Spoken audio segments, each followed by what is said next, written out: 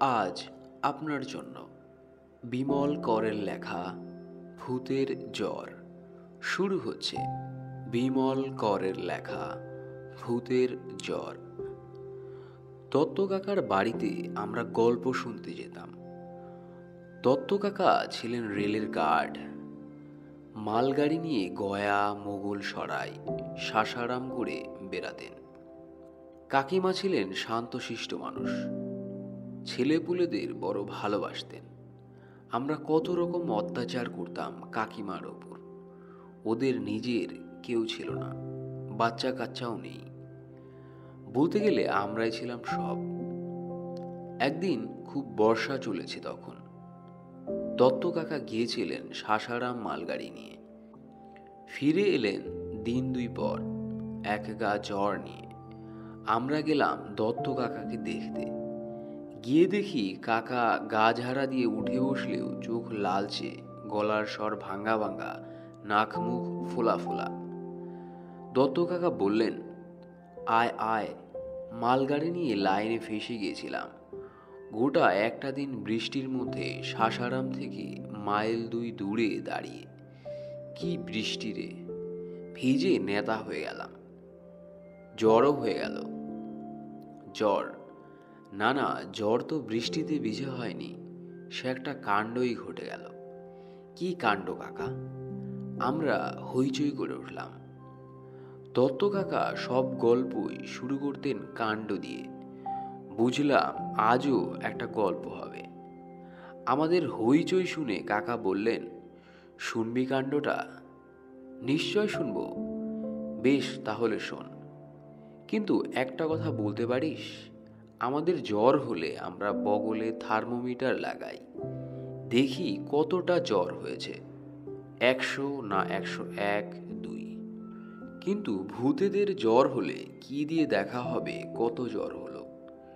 শুনে আমরা হা হা করে হেসে গড়িয়ে পড়লাম। আদি বলল, কাকা, ভূতেদের জ্বর হয়? অ্যাঁ, বলিস কি রে? ভূতেদের জ্বর হয় না? হরদম হয়। হবে না কেন? না না, ভূত কি মানুষ যে জ্বর হবে? আমি বললাম। কাকা ভুরু কুঁচকে বললেন, তুই একটা মুখ্য। ভূতের জ্বর হবে না কেন? ভূত কি প্রাণী নয়? ভূত কথা বলে, ভূত ঢিল ছোড়ে, ভূত ঘাড় মটকায়, ভূত নাচানাচি ছোটাছুটি করে, ভূত হাসে হা হা করে। এত কাজ সে করতে পারে মানুষের মতন, আর তার জ্বর হতেই মানা? কে বলল তোকে ভূতের জ্বর হয় না? অকাট্য যুক্তি। আদি বলল, ভাল্লুকেরও তো জ্বর হয় কাকা। ইয়েস, প্রাণী মাত্রেরই জ্বর হয়, ভূতেরও হয়। ঘাড় নাড়লাম, মানে মেনে নিলাম জ্বর হয়। কাকা বললেন, তাহলে গোড়া থেকে বলি শোন। আমার যাবার কথা মোগল সরাই পর্যন্ত, কিন্তু সাসারামের আগে গিয়ে গাড়ি গেল আটকে। ঝড় বৃষ্টি সে এক ভীষণ কাণ্ড। লাইনের উপর জল দাঁড়িয়ে গেল। গাড়ি আর যায় কেমন করে? ইঞ্জিনের কয়লা ভিজে জবজবে। ওদিকে সোন নদী ফুলে ফুলে উঠেছে। সব গাড়ি আপ ডাউন বন্ধ। কাজেই গাড়ি নিয়ে আমি রাস্তার মাঝখানে দাঁড়িয়ে পড়লাম। কাকা দুটি নস্যি নিয়ে নাক ঝেড়ে নিল, হাঁচল। তারপর দত্ত কাকা বললেন, অবস্থা দেখে বুঝেছিলাম আমাদের কিছু করার নেই। লাইন থেকে জল না সরে গেলে গাড়ি চলবে না। আর চোখে একবার লাইন না দেখলে ড্রাইভারই বা কি ভরসায় গাড়ি চালাবে? আমার গাড়ির ইঞ্জিনের ড্রাইভার ছিল হায়দার, পাকা ড্রাইভার আর বুড়ো। ফায়ারম্যান ছিল জগদীশ, আর ছিল রবিন বলে এক ছোড়া। তা গাড়ি থেমে যাওয়ার পর জল ভেঙে এসে হায়দার বলল, বাবু, ইঞ্জিনের বয়লারের আগুনটা আমি কোনো রকমে জ্বালিয়ে রাখবো, আমার আর কিছু করার নেই। আমি বললাম, তাই করো, তারপর ভাগ্যে যা হয় হবে।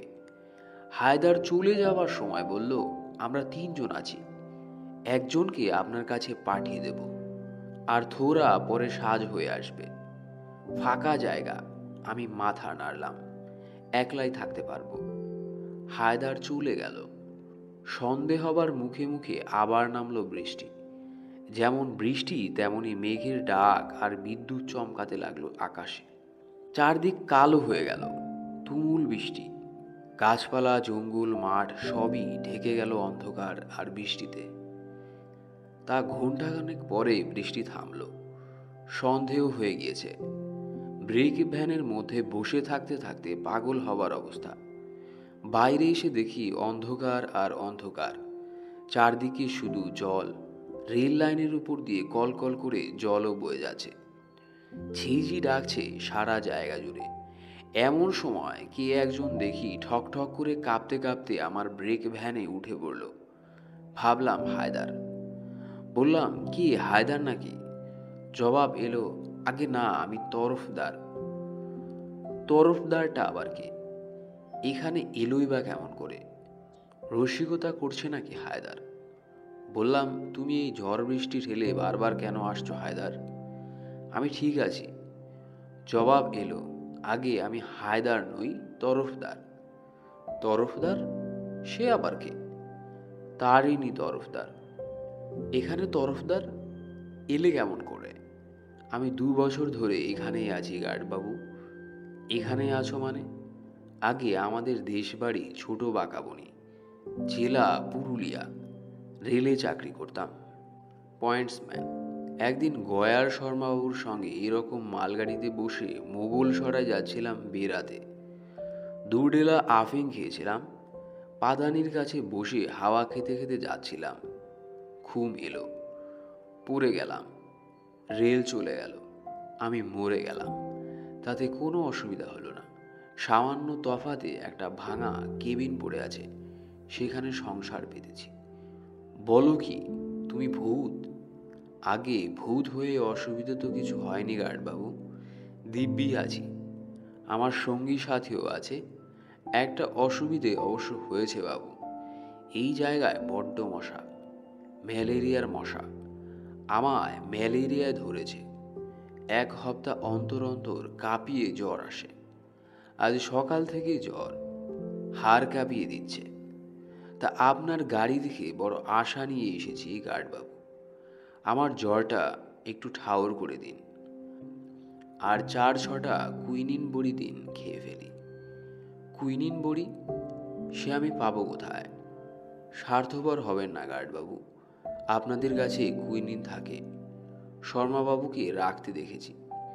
আমার কাছে তো নেই। কি আছে তবে? জোয়ানের আরোগ। ওতে কি হয়? ওই অম্বল টম্বল হলে খায় আর কি। না বাবু, অম্বল আমার হয় না। বেশ, তবে জ্বরটা একটু ঠাহর করে দিন। জ্বর? সে তো বগলে কাচের কাঠি দিয়ে দেখতে হয়। হ্যাঁ হ্যাঁ, শর্মাবাবুর সঙ্গে থাকতো। আমার কাছে ওটাও নেই। কিছুই নেই? তাহলে আপনি বেরিয়েছেন কোন ভরসায়? তা অবশ্য ঠিক। তা আমি নাড়ি দেখতে পারি। জ্বর হলে নাড়ি দ্রুত হয়। তবে তাই দেখুন। ততকাকা বললেন, তোরা বিশ্বাস করবি না, নাড়ি দেখে আমি অবাক। নাড়িই নেই। বরফের চেয়েও ঠান্ডা হাত, মানে হাড়, একেবারে কনকন করছে। জ্বরের চিহ্ন মাত্র নেই। তা তরফদারকে বললাম, তোমার তো বাপু সবই ঠান্ডা, জ্বর কোথায়? আমার কথা শুনে তরফদার হেসে উঠল, কি হাসি! বলল, কি জানেন? বলল, কি জানেন? বলল, ভূতদের জ্বর ঠান্ডার দিকে আর মানুষের জ্বর গরমের দিকে। মানে আমাদের যত গা গরম হবে তত জ্বর। ভূতদের বেলা একেবারে উল্টো, যত ঠান্ডা হবে তত জ্বর। শুনে আমি হা। এরকম কথা জন্মেও শুনিনি। তা তরফদার তো চলে গেল, কিন্তু বেটা ওই যে কাছে এসে জ্বর দেখিয়ে গেল, ব্যাস আমারও ম্যালেরিয়া। মশার কামড় আর ভূতের ছোঁয়া দুই হলো ম্যালেরিয়ার কেরিয়ার। তা আমি বাড়ি এসেই টপাটপ কুইনিন খেয়ে নিয়েছি। জ্বরটাও যাই যাই করছে। কিন্তু একটা কথা ভাবছি, ভূতের জ্বর দেখা একটা যন্তর বের করলে কেমন হয়? আমরা হট্টগোল করে বললাম, খুব ভালো হয়। পাড়ার বদলে কি থাকবে কাকা? আর কতটা লম্বা হবে? 1 ফুট? দত্ত কাকা বললেন, দাঁড়া জ্বরটা ছাড়ুক, তারপর ভাববো। এখন আমার মাথা ভো ভো করছে কুইনিন খেয়ে।